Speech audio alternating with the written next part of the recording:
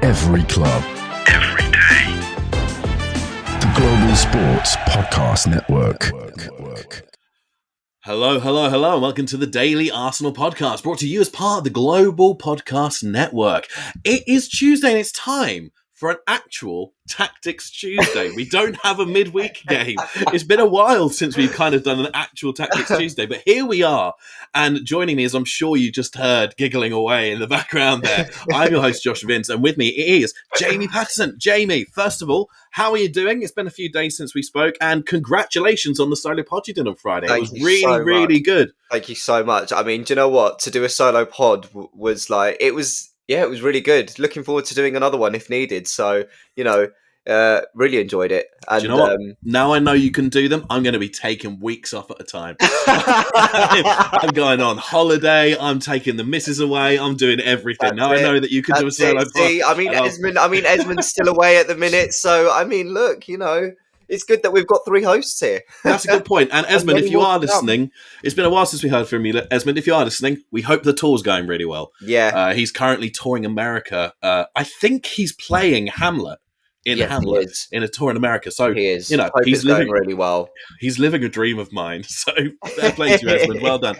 Anyway, in this Tactics Tuesday, me and Jamie are going to be discussing something that was brought up in yesterday's pod between myself and Joshua Duncan. It is Raheem Sterling. Well, do you know what? Before I get into sort of like the description, Jamie, he's been with us now since the summer. Yeah. And I think it's fair to say he's not had the most explosive season as an Arsenal player. No. How would you describe how he's been for us as a loanee and from Chelsea so far? To be honest with you, before I really get deep into it, there is a part of me that does feel for him, because the thing is, right, he was playing such great football at City. He was. And to go from a team like City, a winning a season in, season out team like City, and to go to a team like Chelsea, where obviously Chelsea have got their issues at the minute with the amount of players they've got. I think something that's not really... I think confidence at Chelsea is really what is somewhat like, it's just diminished him as a person. Do you know what's really interesting? We're going to get into it a little bit more in part two when we come to the proper analysis. But when I was looking at statistics and sort of like his progressive carries, his progressive plays, the way that he was involved in the final third, ever since he joined Chelsea, in particular those 2 seasons, is when his numbers started to drop. And I think a lot of Arsenal fans aren't talking about this, because he was there for 2 years. He was there for 2 years, and he was there when they were in pure banter mode for the rest of the league. Pretty much. They're kind of sorting themselves out now. Maresca's doing quite a good job there. But before that, they were all over the place. And for any player, that's going to really, really challenge them, isn't it? Yeah, I think also, I think also the way Maresca kind of treated Sterling in a way was not great, because, let's be honest, at the start of the season, he didn't treat a lot of his players actually that great. And, no, he didn't. Trevor Chalobah being one of them, didn't even allow him to even step foot on the pre-season tour, didn't give him a shirt number whatsoever, went to Palace, suddenly started doing well at Palace, and then recalled him back. And again, with Sterling, I just think since then it's kind of really I think it's just really knocked his confidence off. It seems to have affected him, doesn't it? I mean, Maresca even said he was training apart. He wasn't training with the rest of the squad. And, Sterling as well, he's been an individual who has been kind of like Marcus Rashford in a way. He's been a champion for black athletes in England, first and foremost. He's been fantastic in representation of black athletes. But he's also been pilloried by the press on a lot of occasions. Do you remember when he revealed the tattoo? So he got a tattoo. What was it, of a M16 rifle tattooed on his leg? Yeah, and he said that it referred to his father, who was killed. Okay, so it was a personal tattoo. It was something that meant something to him. Of course, so the first thing everybody jumped to was gun violence, promoting all of that. So he's had his critics, hasn't he? He has. He really has. And the thing is, when you look at someone like Raheem Sterling, I mean, I kind of touched on it, and I think a few of the other boys have touched on it as well. When he came to Arsenal, the announcement video, was kind of like, right, you know what? I'm here to kind of really prove myself. Unfortunately, since that announcement video, we've not seen him prove himself. I mean, as far as I can think of, he's only scored 1 goal for Arsenal. Yeah, And and it's it not was in a cup. even exactly, not even in the Premier League. It was against Preston North End. Now, I thought when he scored, normally I tend to think that, for players struggling for confidence, maybe a goal might just do it. Yeah. But it just seems like scoring against Preston North End wasn't enough for Sterling. It's a really weird one with him, isn't it? Yeah. Because, I mean, you look at his career, right? And all of the stats that I've got today are just Premier League as well. So we're not talking cups Yeah. and we're not talking Yeah, yeah. internationals. He's played 389 Premier League games. He scored 123 goals and got 65 assists. So 188 goal involvements. That's like, I think that equates to about 1 every 2.2. So it's a Something remarkable like that. record. It's It a really is. impressive record. But the drop-off has been stark. And that's what we're going to look at in the second half. I mean, in particular, because he wanted to leave City because he wasn't getting enough playing time. It seems though he was never going to get any playing time at Chelsea. But with Arsenal, Jamie, I mean, he's being kept out by a 17-year-old. He has been, at least, when Saka got injured. Do you know what? It's actually crazy to even think that a player of Sterling's experience, and bearing in mind, was it his second season where he worked under Arteta and his stats were absolutely really good. They were top level under Arteta at City. And surely I would have thought maybe, Arteta might have tried to revitalise that career. And especially with all the injury problems we've had. And, again, I've spoken about consistency before with Sterling. And I just think maybe Sterling hasn't had that consistency of games. We've had the Champions League to deal with. We've had we've had the EFL Cup. We've had the FA Cup. There are teams where you could have maybe played him against the likes of, say, an Ipswich or a Leicester or a Wolves or, a Brentford. Games like that to kind of try and boost the confidence up. And it also means a bit of rest for the boys as well. Yeah, which definitely could have been used. I just personally think for Sterling, he's just not had that consistent run. And I think that's what is sadly really kind of ruined his career. And I mean, how old is he now? He's 30 now, isn't he? Just 30. And the thing is, right, if we look at a lot of players that have hit that peak of 29 to 30, they have gone on to do so well. I mean, Ollie Watkins is a great example. He's a fantastic example. Aubameyang, when we had Aubameyang at Arsenal, before that went dry, he was doing really well. And even Laka, yeah, good old Laka. I mean, we could kind of go on. And the thing is, it's just unfortunately, I just think, part of me thinks maybe Chelsea wasn't the best solution for him. It seems to have really dulled him, doesn't it? Yeah. I mean, if he had avoided Chelsea and gone somewhere else, we might not be having this conversation. He might be in a much better place. But I think that, and there is a point to the Arteta thing as well. I think a lot of people assumed that, he's worked with Arteta before. Arteta can bring the best out of him. Arteta also worked with Gabriel Jesus and Zinchenko, and they were able to maintain the standards. Those two, when they came into Arsenal, they upped the levels that season. They did. They massively upped the levels. I agree. Sterling's not been able to do that. No. And it almost suggests that we talked as a group, probably about a month or two ago, about have we outgrown Jesus and Zinchenko. I think we've outgrown that type of player, honestly. Oh, yeah, and I think absolutely. Sterling is kind of like the final nail in that coffin. But we're going to take a little break now. Hold on to that thought, Jamie. And when we come back, I have done some really, really fun, deep analysis on the stats of Sterling's career. And I found some quite slight, but interesting things. So we'll be back just after this message from our partners at Bioniq. Your body is unique. And Global Sports Podcast Network has partnered with Bioniq, the world's most personalised supplements. Bioniq provide 100% tailor-made supplements designed to deliver precisely what your body needs at exactly the right levels to optimise your health. No guessing. So click the link in the show notes. Use the code GSPN2025 for 40% off your first month's subscription. Bioniq. Don't settle for off-the-shelf solutions made for just anybody. Get what's right for you right now. That's right, Bioniq, using the code GSPN 2025, 40% off. Wow. I mean, really good. I need to save money in every situation in my life. So 40% off, I will definitely not say no to. Right then.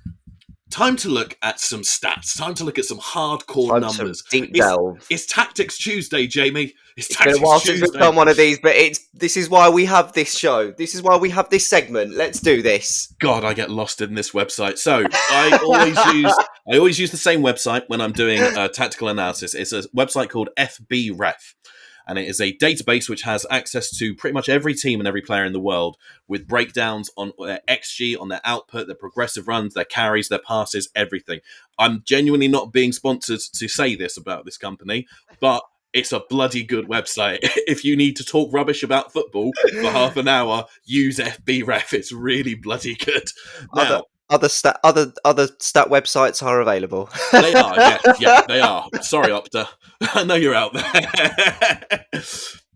Now, when you think about Raheem Sterling, especially sort of like Raheem Sterling of the past, what are the main attributes you think of when you think of Raheem Sterling? Wow, I mean, I think back to his Liverpool days, and I just think, wow, that freshness, that pace, that burst of energy, and his finishing as well. Yeah. He was a very good finisher. I think it's fair to say that a lot of his finishes, at least for Manchester City, came from 2 yards out because it was always pulled back to him. Yeah. But one thing you said there is absolutely true, is pace. And when we talk about his pace, he took players on all the time.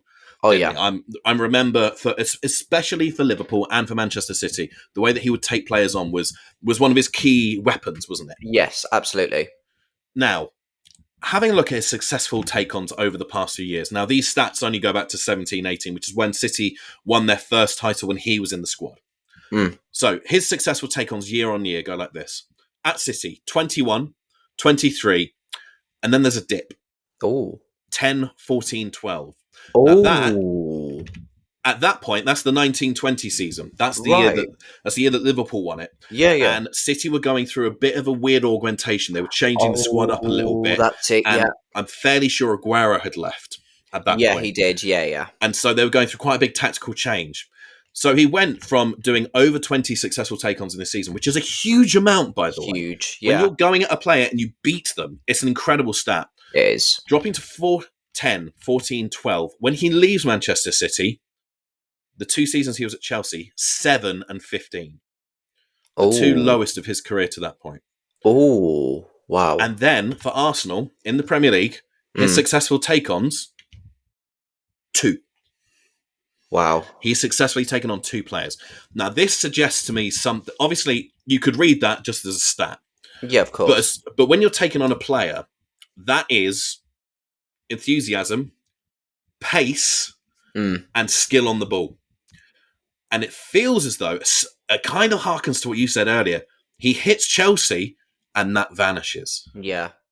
I mean, I've gone to a few Arsenal games where I've seen Sterling in action, and when a player joins Arsenal, there might be the odd few that might be like, okay, we're not too sure about this, but the one thing that we've always said on this podcast is that we will always support a player no matter what. Yeah. And unless it's Havertz and it's Joshua Duncan. Yeah. or it's either Trossard and your good self. I don't know what you're saying. But in general, though, the thing is, it's just when I've seen him at games before in person, I don't see. I see a shyness. I don't see someone that is hungry, because the thing is, right, and again, no disrespect to some of the Arsenal players, but for the last few years, we've gone off youth. We've gone off young players.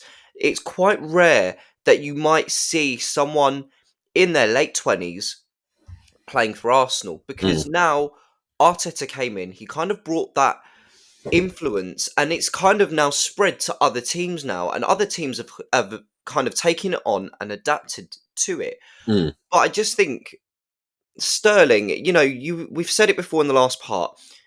At your age of 30, you should be hitting top form. Like, we should be seeing the best of Raheem Sterling now. But again, as I've said, if he didn't go to Chelsea, and if he had gone to, I don't know, if he'd come to Arsenal, I mean, during that time, like you said, this might be a different story altogether. And the thing is, I do kind of not question Arteta, but I just do think to myself, was this a panic buy? Was it just a panic buy because we were late? It was late in the summer, and the fact that we brought Sterling through at 11 o'clock. When you saw the announcement video, it was pitch black. We've Yeah. never announced a player this late in the market. I mean, I guess there's Mesut Ozil, but I mean, That back was then Ozil. the hype was there. I mean, it was But Mesut Ozil coming to play for Arsenal. It was mad. exactly that. Exactly that. And I mean, that brings back the memories. But That was a great day. with but with Sterling, it just, to me, it all seemed like a bit of a panic buy. It just, I just think Arteta kind of knew that, look, we are kind of lacking a bit on that right side for Saka, and he'd be good support along the front three. It's just, again, he hasn't had that time he hasn't found the consistency, but Arteta also hasn't just found. I don't think he's just given it. I just don't think the confidence is there in him. He's not given him the run, has he? No. I was talking to Josh yesterday, and he reminded me that there were a lot of reports coming out that Vieira was sent on loan because he rated Nwaneri more.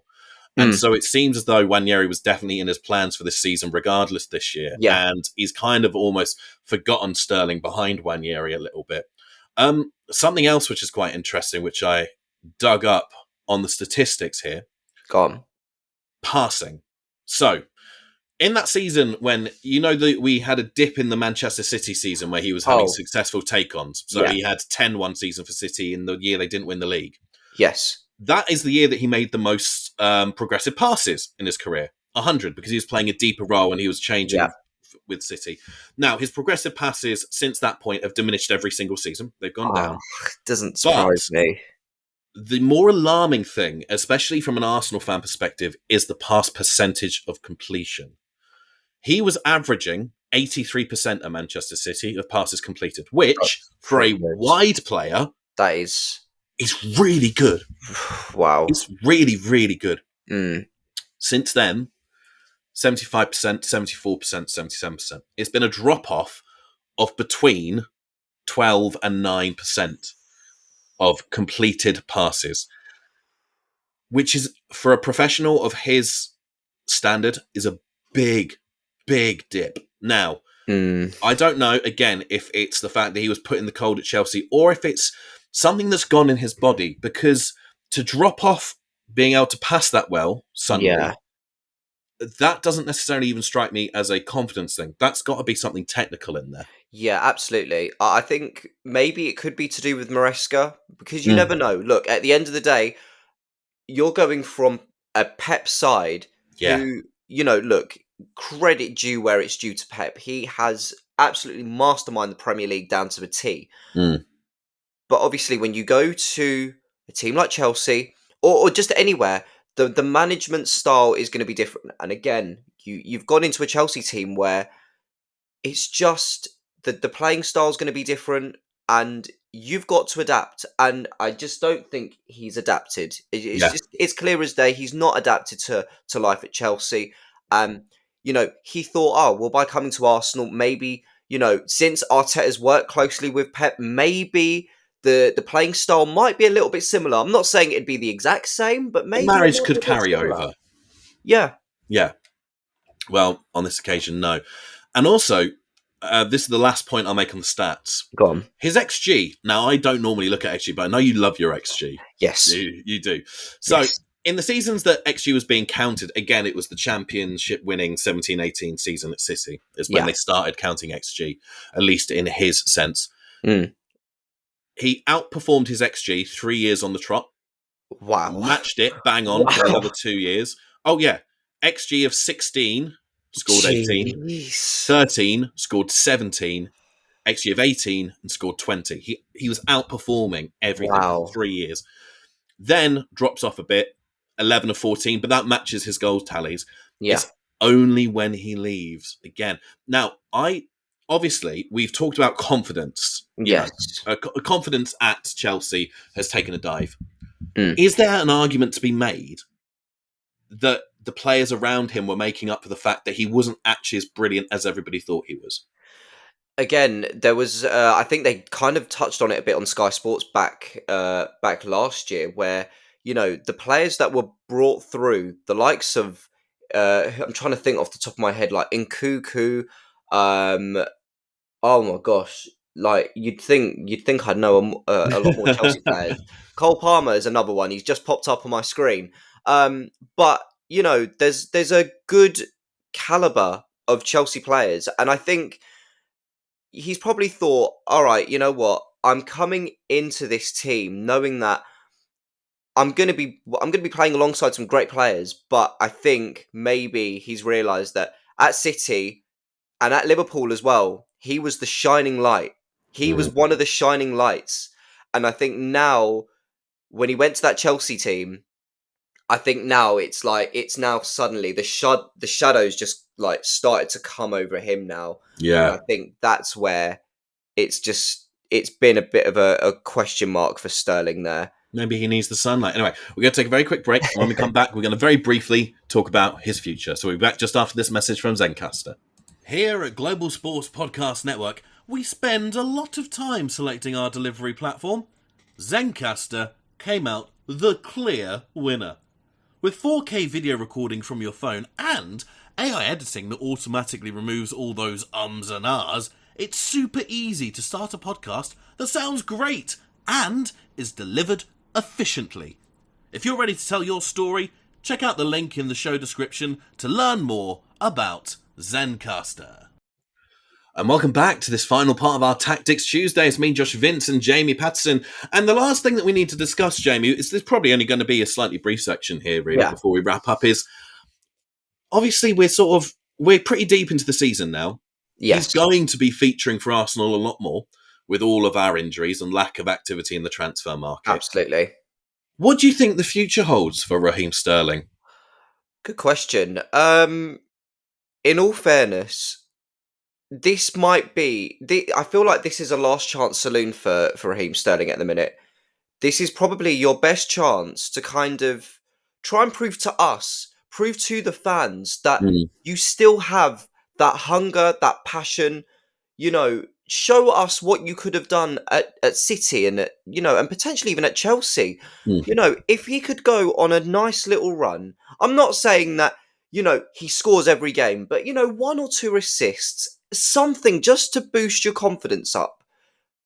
It could just go a long way. And the thing is, you look at the games that we've got coming up. I mean, the only thing is though, like we've got no obviously we won't have him for Chelsea, so that will be a bit of a dilemma. That'll be a Kieran Tierney on the wing. Yeah, Kieran Tierney on the left and Ethan on the right, and we'll probably stick Marino in the middle. Marino in the middle, why not? Yeah. Why not? Exactly.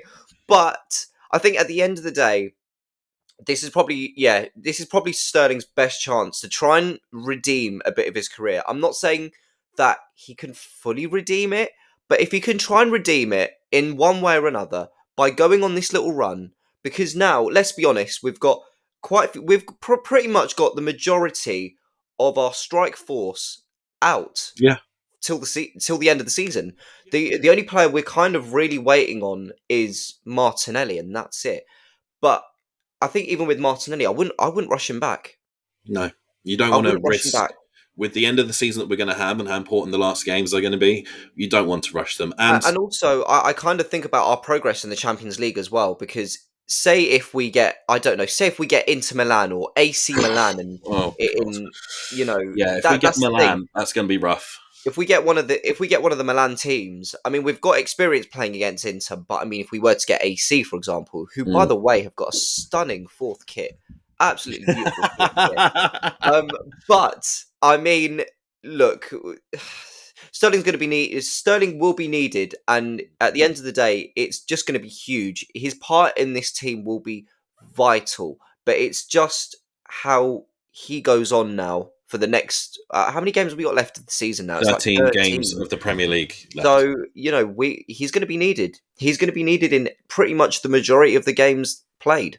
He really is. And I think this, like you say, it's his last chance saloon in terms. I think this is his last chance in the Premier League. I agree. I agree. If he doesn't find some form for Arsenal now, and who knows, with a run of games, he might start to pick something up, like you said. But I think if he doesn't, then realistically, his best move would be looking abroad. I think Germany would be really good for him. I'm really surprised, actually, he didn't go abroad sooner because, again, I think his best bet would either be to go to Italy. I'd say Italy or Germany. One of them two countries, because the football will still be competitive. If he was, say, playing for Borussia Dortmund or one of the even Leipzig, they still managed to scrape Europe. If he was at a club where a team play Europe in consecutive seasons, it could be a way to revitalize his career. But once he's in Italy, I don't see him coming back. Yeah, I could see him going to Napoli. Personally, I could see that move happening. Good shout there, to be honest. That's a very good shout with the with the Scottish contingency that they've built at and Napoli. On that excellent Josh shout, as Jamie just said, we're going to wrap up today's Tactics Tuesday. Thank you all very, very much for listening. We hope you enjoyed our deep dive into Raheem Sterling. We don't hate the man. We actually want to see him do well. We want to see him do well. It was just to look into maybe what's gone wrong at points in his career. But that's it for us today. Do join us tomorrow when we have a really fun podcast coming up. I can't wait. We're going to record it later tonight, and it's a full house. There's 6 of us. Pretty much a full house. I mean, this might be like one of the first few podcasts where we have 6 people. I'm not sure how we're going to cope because what we're doing an Arsenal draft. So this won't be a half an hour episode. So guys, make sure for Wednesday, get your snacks, your drinks, get everything prepped because I will have drinks while we're doing it, ready to go. It is 6 people picking an 11-man team with all of the Arsenal players from the last 10 years. But obviously, only one person can pick at a time. So we'll be here tomorrow with that. Jamie will be there. I will be there. Thank you all so much for listening. And until then, as always, stay safe and goodbye. Every club, every day. The Global Sports Podcast Network.